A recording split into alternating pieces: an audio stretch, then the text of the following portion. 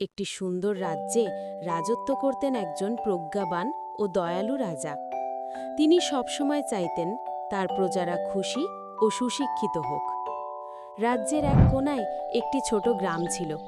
সেখানে বাস করতেন অনিল নামে এক দরিদ্র মানুষ। অনিলের কাছে খুব সামান্য জিনিস ছিল, একটি ছোট কুটির, কয়েকটি ছাগল এবং একটি পুরনো নাও।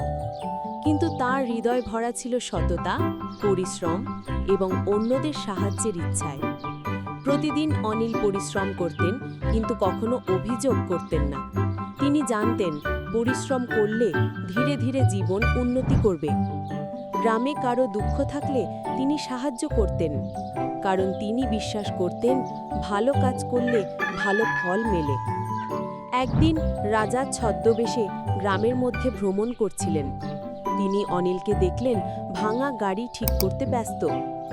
রাজা সাহায্যের প্রস্তাব দিলেন, কিন্তু অনিল বিনয় ভরে বললেন, আমি পারব, ধন্যবাদ, কিন্তু আমি চেষ্টা করতে চাই। রাজা অনিলের ধৈর্য ও উদার মন দেখে মুগ্ধ হলেন। তিনি অনিলের সততা পরীক্ষা করার জন্য কিছু সোনার কয়েন কুটিরের পাশে রাখলেন। পরদিন অনিল সেই কয়েন কেবল নিজের জন্য রাখলেন না, বরং গ্রামের বিদ্যালয় ও দারিদ্র্যপূর্ণ শিশুদের জন্য দিলেন। রাজা অনিলের এই আচরণ দেখে তার আসল পরিচয় প্রকাশ করলেন এবং বললেন, অনিল, তুমি দেখিয়েছ সত্যিকারের সম্পদ হলো ধন নয়, ভালো মন।